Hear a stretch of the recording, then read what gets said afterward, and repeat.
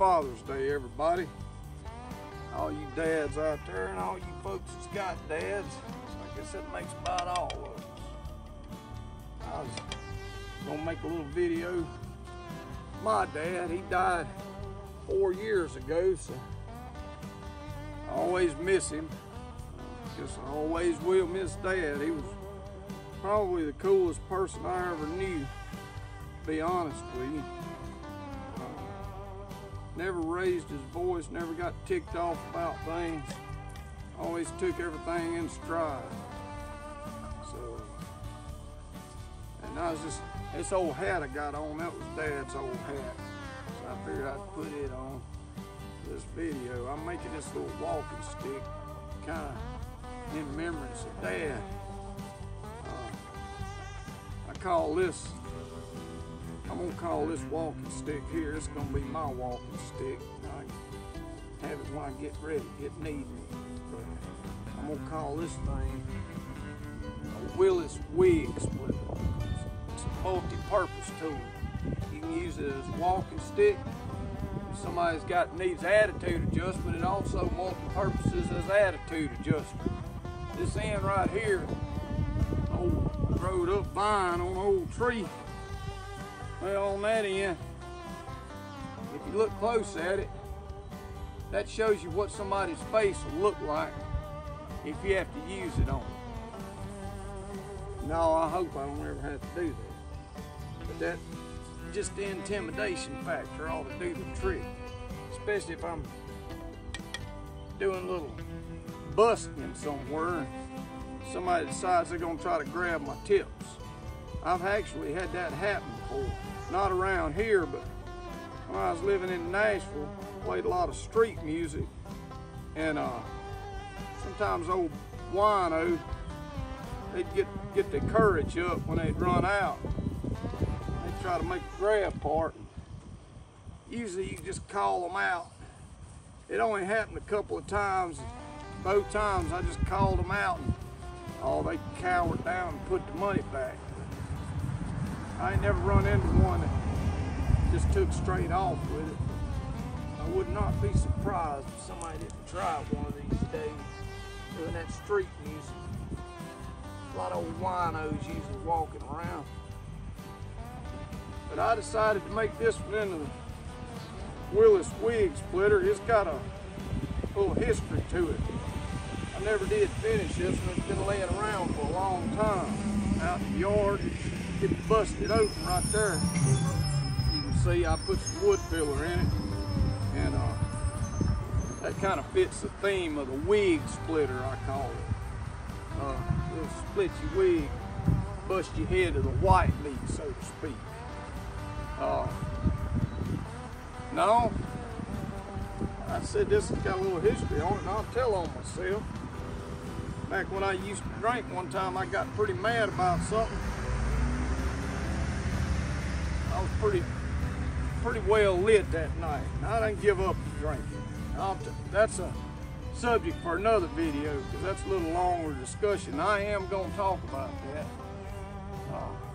eventually. But anyhow, I was pretty well lit one night, and I got into an argument with somebody. And yeah, I decided to rear back and bust the window out of the car with it. I wound up having to replace the window, so it ain't usually a good idea to let your anger get the best of you. That's one thing about Dad that I always admired. He never let his anger get the best of him. I never seen him lose his cool, not once in my whole life. Like I said, he lived to be 81 years old, died in 2020. It wasn't COVID. Just the old age, I reckon you'd call it. He just wore out. He got to where he couldn't get around good. Things, I guess, got kind of boring, you know. But I was able to spend his last few months with him, helping him.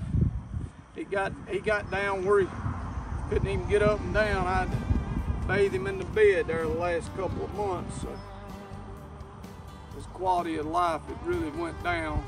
They had had a vehicle accident a few years prior to that. he never did really fully recover from that thing, just couldn't get around good. Once you get to where you can't get around, once you sit down, so to speak, that's usually the beginning of the end. So I saw what I've always noticed. I've worked with a lot of elderly folks over the years, doing handyman work and all kind of stuff. And I always liked the old folks. My parents were in their 40s when they had me, so I just grew up around older people. I say I was born of an old seed, you know.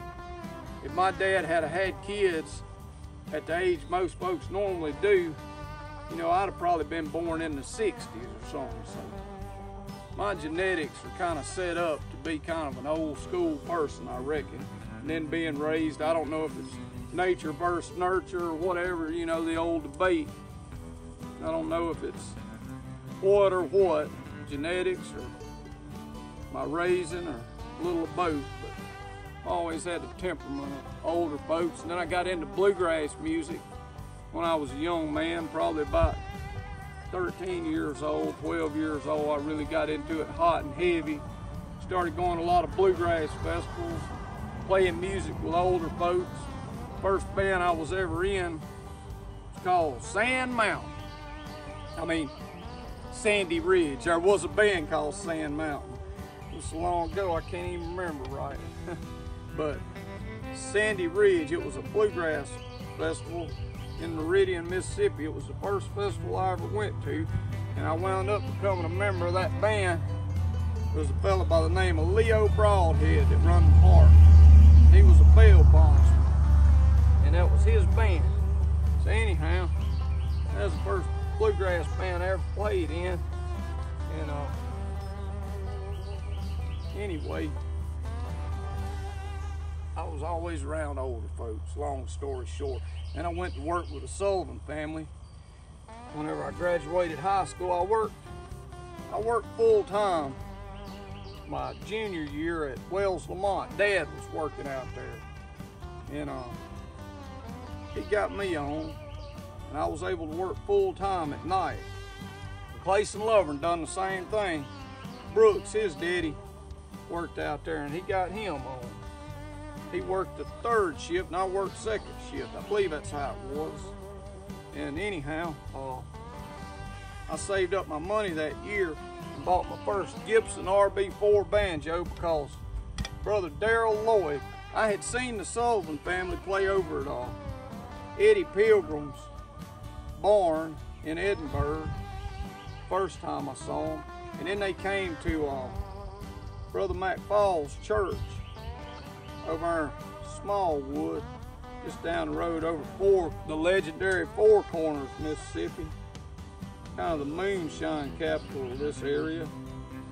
But they played over at Brother McFall's church. The McFalls was pretty well-known gospel singers. His young'uns and him, and he wrote a lot of gospel songs. Had a lot of radio play and stuff. But anyhow, they used to get the Sullivans over there pretty regular. So I saw them over there when I was a kid, and I was just learning banjo. And I was talking to the guy that played the banjo for him at the time, was Brother Darrell Lloyd. I think he lived over in Waynesburg, Mississippi. If my memory serves me right, but that could be wrong. But I was chatting with him after the show, talking about I was learning banjo and asked him questions and stuff. And anyhow, he was a real nice fellow. I'm still friends with him today. He's still living over there. And he was kind enough to send me some videos of banjo playing, which helped a lot, because back then, it was in the 90s, around here, Philadelphia, Mississippi, you couldn't find nothing really banjo related. Walmart didn't really sell no bluegrass. They had a little CD and tape section, and didn't really have much bluegrass. But he sent me some videos of banjo playing. It helped me a lot being able to watch them guys and learn. So anyhow, I have much appreciation to Brother Darrell Lloyd for that. He's a great guy. But anyhow, like I was saying, I always hung around older folks. You know, I was talking about my dad since it's Father's Day. Back to this Willis wig splitter, I call it. Well, I was telling you about when I played street music in Nashville, how sometimes old wino might get a little excited, try to grab your money. Well, if you got something sitting there to intimidate them, and I'm gonna paint that right on the side of this here thing, right where you can see it when it leans with the heavy side back. I'm gonna paint it right across the front so it'll always, whichever way it falls, that'll be facing up. I want to say Willis wig splitter. It's a multi-tool, attitude adjuster, walking stick, but if the situation calls for it, it'll split your wig and bust your head to the white meat. So anyhow, the reason I mentioned, you know, my dad, like I said, was probably the coolest person I ever met. Never lost his cool, never raised his voice. Never seen him. He always kept his cool, man. Always, to this day, I want to be more like my dad. So I got that temper after my mama's side of the family. My grandpa on that side of the family was an amateur boxer, and his daddy was really proud of that. So my grandpa, my great-grandpa, Lehman Reed was his name. My grandpa's name was Clarence Reed. He was from Arkansas. But anyhow, like I said, he was an amateur boxer. So, and then my uncle Jerry Reed, anybody in the Neshoba County that's older than, I'd say 50, maybe 60 these days. Any of the older cats, they can tell you about my Uncle Jerry. Wouldn't nobody around here mess with him, I guarantee you that. Ask any of them older folks if they know about Jerry Reed. He spent his whole life in the pen pretty much, but he wouldn't take no crap. I believe he even ended up killing a couple people and stuff. So he was a bad dude. He had a motorcycle wreck when he was a kid. Car door opened on the side, on the shoulder road, and it right in his face. He ran right into it, and they said it busted part of his brains out on the ground there on the pavement. So, and they said he never was the same after that. He kind of went a little bit psycho. That temper became totally exaggerated after that. He was always good to us, mama and stuff. He'd break out of jail or be out of jail from time to time for a short period. He'd always come by the house. He'd give me stuff. He gave me my first 3-wheel. Of course, it was probably stole, I'm sure. I can't incriminate the man. He's dead and gone now. And he was younger than my mama. See, that goes to show you what that kind of life, prison and death, man. And that's why I've gotten away from all that drinking and partying. I've done my share of it, believe me. And I'll tell more stories about it on another video. I want this one to be about Dad mostly. But Dad always told me a story about when he was a kid. There was a couple old boys, I ain't gonna say their name, but they lived close to him, but I don't want to hurt none of their relatives' feelings, so I'll just keep that to myself. But the couple old boys tried to be bullies, and they wanted to be tough, you know. Tried to bully Dad around. Well, Dad, he kept his cool. He didn't go crazy, and he didn't run off from them neither. He didn't cower down, because people, you let them push you around, they'll push you around all your life. And when you're in the right, ain't nothing wrong with standing up for yourself. I believe that, and that's what Dad taught me. And I don't take the first punch. You know, and the Bible even says, if your brother hits you in the right cheek, turn to him to the left, do also.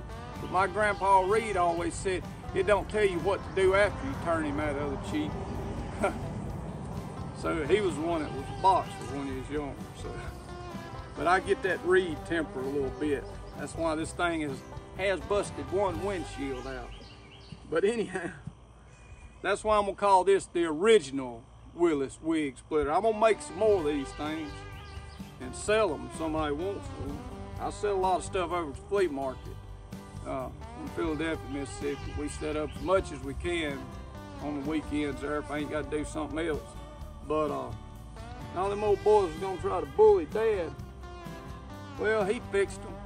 They went out to the old barn there, and he got a equalizer, I would guess you could call it. Piece of steel pipe about 3 feet long. Well, he went up there, headed to school, and them old guys would always try to cut him off before he'd get there. Well, he got up there that day, he had that old equalizer in hand. And you know, them old boys changed their tune real fast. They didn't bother him one bit that day. He cared when he brought that equalizer. Sometimes you need to take a little something extra. Because, hey, why put yourself too much trouble, you know? And that's what I was talking about, the intimidation factor. Dad didn't have to use that piece of metal, not in their time, but just having it there, the visible presence of that, what I call the equalizer, sometimes is enough to detour somebody. So that's kind of what the old wig splitter's about. I don't ever want to use this on nobody. No way do I ever want things to come to that. I'm not really a violent person per se, but if somebody tries to do me wrong, I believe in standing up for myself, and I will use it if situation call for extreme measures. But I defend myself and I defend my family. And so anything I work hard for, I ain't gonna let somebody just run up and take it from me. And if I have to pick something up to do it with, I don't give a crap. Ain't no fairness in that. Ain't no fairness in fighting. So if somebody's trying to do me in, that's what this thing's for. It's mainly there to detour them and mainly to use as a walking stick, because I'm getting old. But anyhow, I ain't planning on ever hitting nobody with it, because like I said, this thing's heavy on this end, and I always say, that's what their face would look like with one whack, I imagine, just like that end. I imagine it'd do the job, so I imagine that'd be enough to detour any old winos that want to try to get happy and get brave or whatever and try to grab my tip money. So anyhow, that's the first coat of stain on there. I'm gonna put a couple different colors on it. That's that dark. Try to get that dark in first and kind of wipe it off, because I want it to be some light, because I want to put that red looking stain on there. And then I'll put that tongue oil on top. I've been using that tongue oil on everything lately. I love that stuff. Put it on top. But anyhow, that's gonna be the first coat. I'll kind of let that dry a little bit and wipe it off some more with a paper towel. And I'll put the red on there. And that's what we're gonna be working with. I didn't get it absolutely perfect. I wanted to leave it a little rough. Had to put a lot of wood filler in it where it was split. And it had, right here was pithy. It's like where that vine had grown, and it's like, I don't know if termites or whatever, but it's real pithy right in that area. So that's gonna be the first coat on that. And I hope to get it done today, but I got a lot of different chores I got to try to do today, so I don't know if I'm gonna get done or not. But anyhow, that's a story about Dad. You know, like I said, he was probably the most respectable person I ever met in my life. He didn't waste stuff. He's the one that got me into all this woodworking type stuff and fishing and hunting and making the best out of what you got, not throwing stuff away, repairing stuff. And he's the one that taught me how to play music. Dad has been a huge influence on my life. I love my dad with all my heart. I know he's in a better place. If there's anybody on this planet that went to heaven, my dad did, and I hope to see him there one day. We'll play some music together and go fishing and have a good time, just like the old days. I love my dad, I always will. Grateful to have a good dad, big influence on my life. Feel sorry for the young kids that's dads run off. There ain't no count. Makes life a lot harder, I can imagine. So to all you fathers out there and all you young'uns and all of us, happy Father's Day. Happy Father's Day to my dad, Billy Willis. Hope to see you again someday, Dad. I love you.